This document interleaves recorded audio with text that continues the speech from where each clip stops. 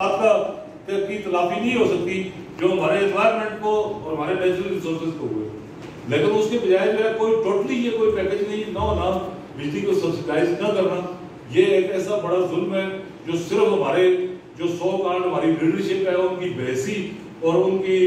جو ہے وہ بزدلی کی وجہ سے جو ہے آزاد کشمیر کے لوگوں میں مسلط ہے۔ تیسرا جو ہے جو مراد جو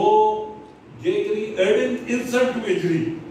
جو ایک ہمارے زخموں پہ نمک چھڑکنے کے مترادف ہے کہ جو آزاد کشمیر میں یہ وزراء، وزیر اعظم اور سابق وزیر اعظم اور سابق ایم ایل اے ان کی جو مراد وہ جس طرح وہ ان کو دی جا رہی ہیں، یہ اس سے آزاد کشمیر کے لوگوں میں ذلت کا احساس پیدا کرنے کے علاوہ اس کا کوئی مقصد نہیں۔ یہ کوئی بالکل ان کا کوئی رائٹ نہیں ہے، نہ ہی آزاد کشمیر میں کون سی لیجسلیشن ہوتی ہے جو یہ آپ کی اسمبلی آپ کے سامنے ہے جو ڈرافٹ کرنے ہوئے پاکستان سے آتے ہیں، وہ اڈاپٹ کرنے سے آپ لوگوں نے اڈاپٹیشن ایکٹ بنا دیا، وہ بھی آٹومیٹکلی اڈاپٹ ہو جاتی ہے۔ تو آزاد کشمیر کی اس اسمبلی نے پاکستان کے جو ڈکٹیٹرز یا سول جو حکمران ہیں ان کی چمچگیری کی قراردادیں پیش کرنے کے علاوہ کوئی کام نہیں کیا۔ جو اگر کوئی کام کیا ہوگا تو یہ ہمیں یہاں پہ بیٹھ کے یہ باتیں کرنے کی ضرورت پیش نہ آتی۔ اس لیے جو ہے ہمارا عوامی ایکشن کمیٹی کا یہ مطالبہ ہے کہ یہ مراد یکسر ختم کی جائے، کوئی ان کی مراد اور اس کی ضرورت نہیں ہے۔ عوامی خدمت کے لیے آئے ہیں، تحریک آزادی کو جاگرک کرے،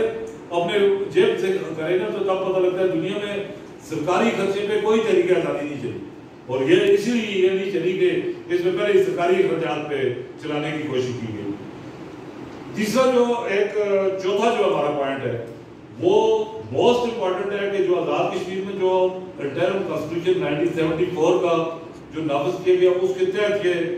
کلیم کیا جاتا ہے کہ اس کے تحت یہ سارا سسٹم چل رہا ہے، اور وہ انٹرم کانسٹیٹیوشن وہ حکومت پاکستان نے یہاں پہ انفورس کیا ہے جس کو بعد میں ہماری اسمبلی نے اپروو کیا۔ اس کے تحت جو ہے آزاد کشمیر ہائی کورٹ کا جو 2019 کی ججمنٹ ہے justice retired Manzoor Hussain Gilani and others versus government of Pakistan, وہ حتمی ہو چکا ہوا ہے وہ فیصلہ، اور اس کے تحت جو ہے وہ وابدہ یہ پابند تھا کہ وہ 4 مہینے کے اندر وابدہ اور حکومت پاکستان آزاد کشمیر حکومت سے